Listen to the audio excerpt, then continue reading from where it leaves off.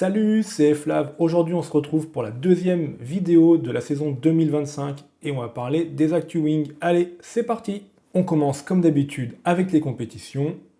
Je vais rapidement reprendre ce qui s'est passé sur les 3 premiers mois de l'année. Le GWA a commencé l'année 2025 avec une compète indoor sur invitation lors du Boat Show à Düsseldorf en Allemagne, du 17 au 19 janvier. Le format était un slalom chronométré parce que la piscine était trop petite pour pouvoir accueillir 2 riders en même temps. Alors je suis assez partagé sur cette épreuve. C'est sympa de promouvoir la wing dans un des plus grands salons nautiques du monde, mais devoir décoller à l'aide d'un câble car le vent n'est pas assez fort, je trouve ça grave moyen. Niveau classement, c'est Nia Sur-Diaz qui l'a remporté chez les filles et c'est Axel Gérard qui devance Balzmüller chez les hommes. Ce salon nautique a vu aussi la première étape du SFT World Tour. Alors qu'est-ce que c'est? C'est le nouveau tour mondial monté par les mêmes équipes que le GWA et le GKA, mais cette fois-ci pour le foil.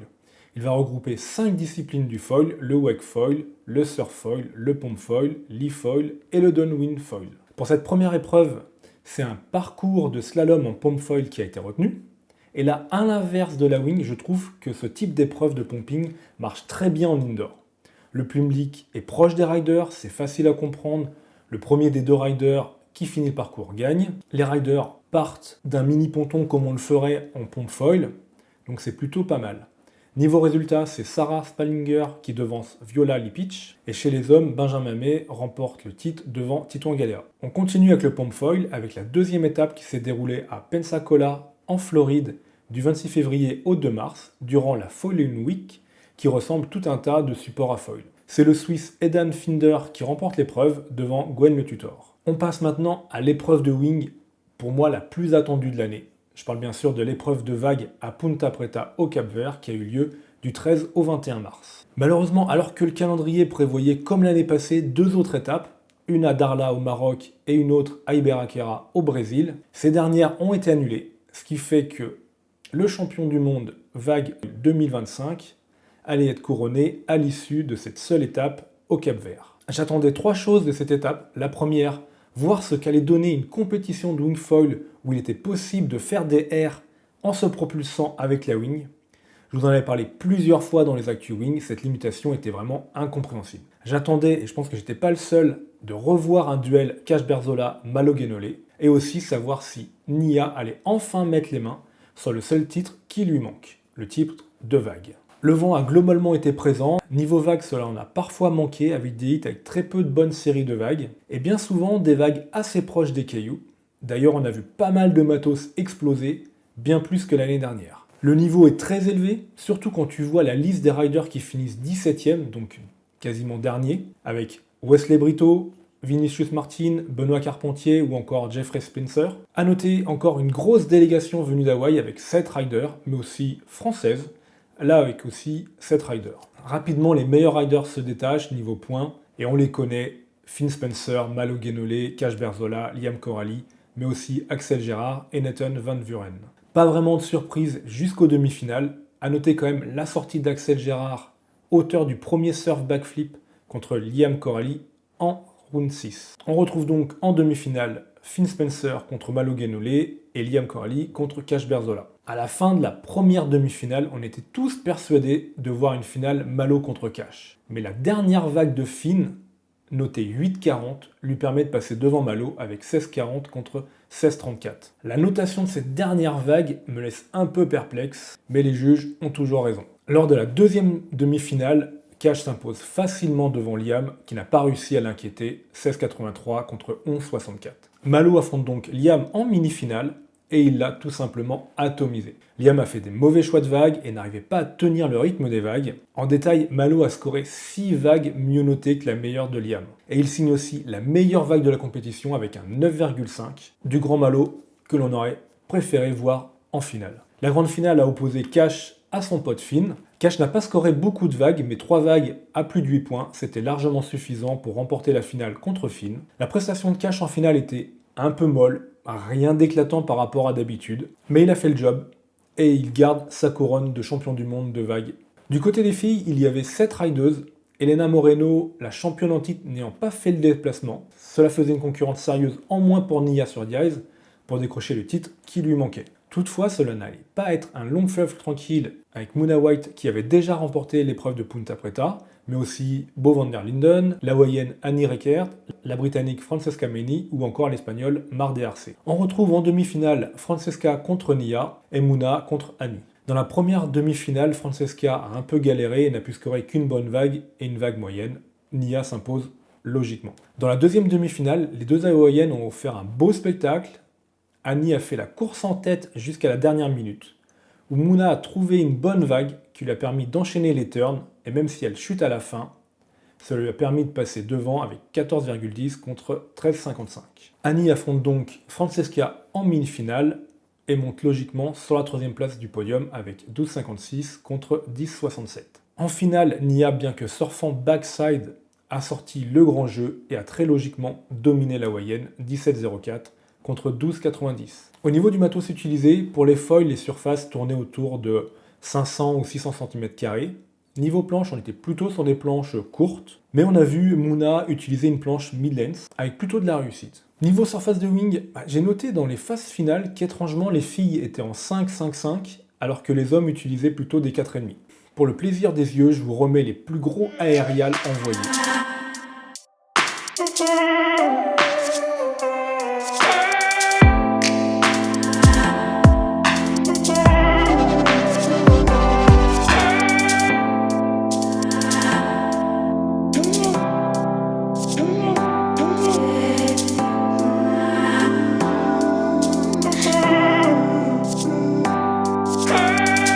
Quasiment en même temps que l'épreuve de Punta Preta avait lieu pas si loin la première étape du Wingfoil Racing Tour à Darla au Maroc du 18 au 24 mars. Ce chevauchement dans les dates n'impacte peu les riders à l'exception de Nia qui habituellement faisait le Tour mondial de race aussi. En 2024, le Tour Race a souvent eu des conditions très limites niveau vent. À Darla, ça n'a pas été le cas avec du vent assez fort, même parfois très fort, avec 30 nœuds. Avant la phase des medal race, Julien Ratouty pointe à une inhabituelle 9e place, bien qu'il ait très bien commencé l'étape avec une 2e place lors de la longue distance, le jour 1. Mais vu que les 10 premiers sont qualifiés pour les medal race, il peut toujours se refaire. Mathis Guillot est lui bien à la place où on l'attendait.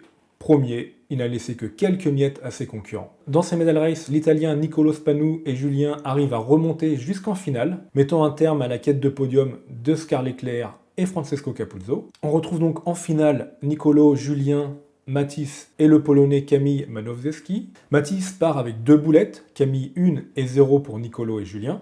Pour rappel, le premier qui en a 3 gagne l'étape. Camille gagne la première demi-finale et revient donc à égalité avec Mathis. Mathis remporte la 2e course et monte sur la première marche du podium. Le reste du podium est assez logique avec Camille, Nicolo et Julien. Chez les filles, en l'absence de Nia, c'est Maddalena Spanu qui est favorite. Elle a montré que son statut n'était pas volé en remportant toutes les manches de qualification. Derrière elle, on trouve la grecque Emilia Costi qui fait quasiment 2 à chaque course. A l'inverse, la polonaise Karolina est passée à côté des phases qualificatives.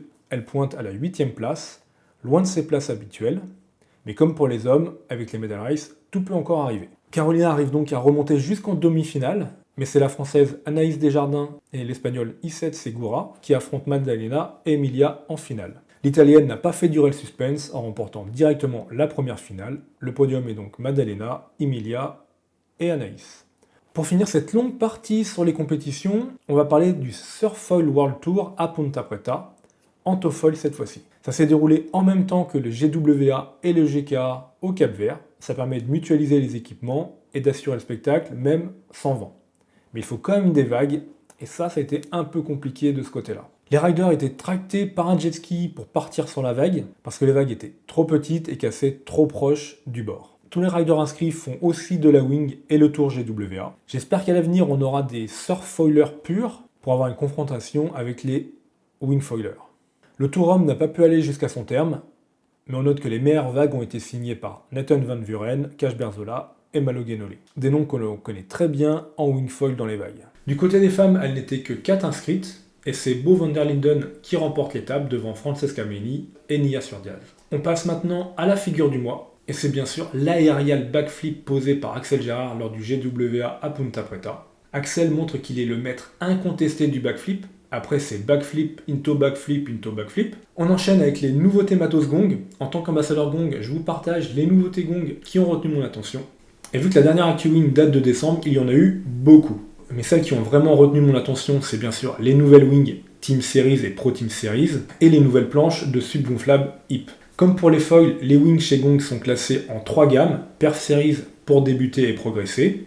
Ce sont les wings en Dacron.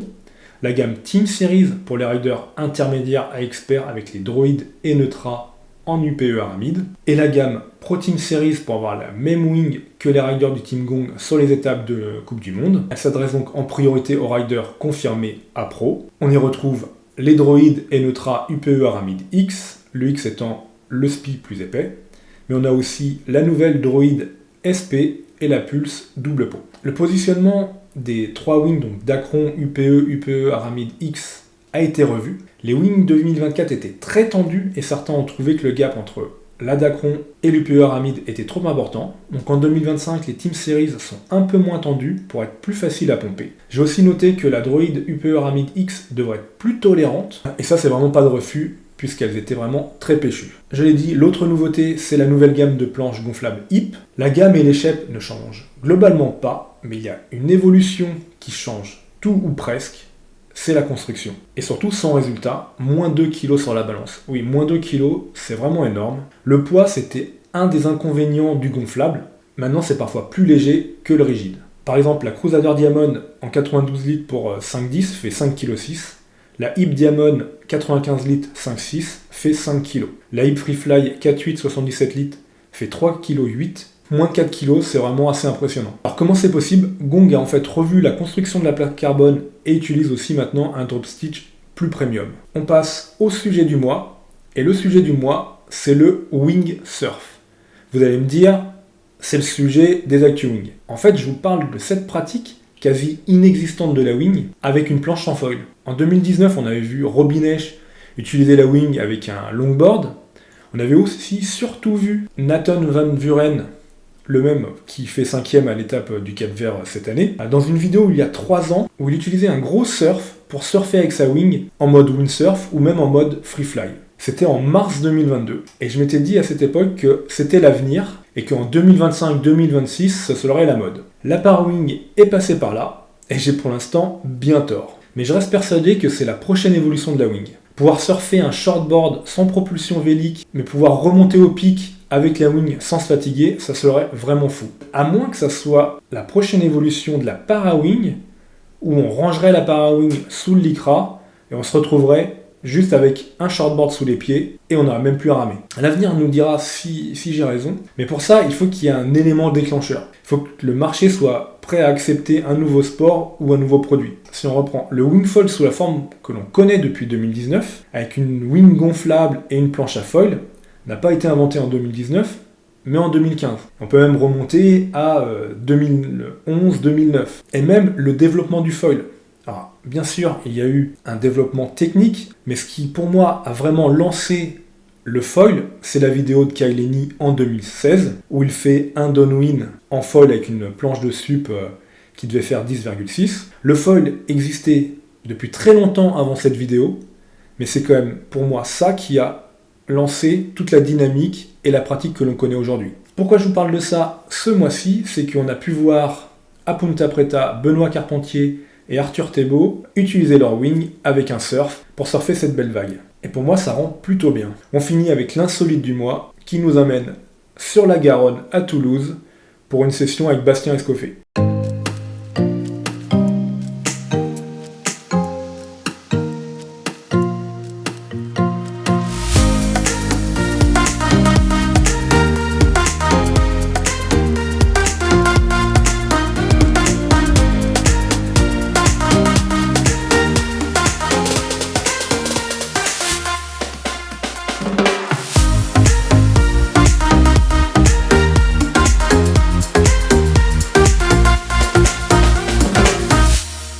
Merci d'avoir regardé la vidéo jusqu'à la fin. On se retrouve pour une prochaine vidéo. D'ici là, je vous souhaite plein de bonnes sessions. Allez, salut!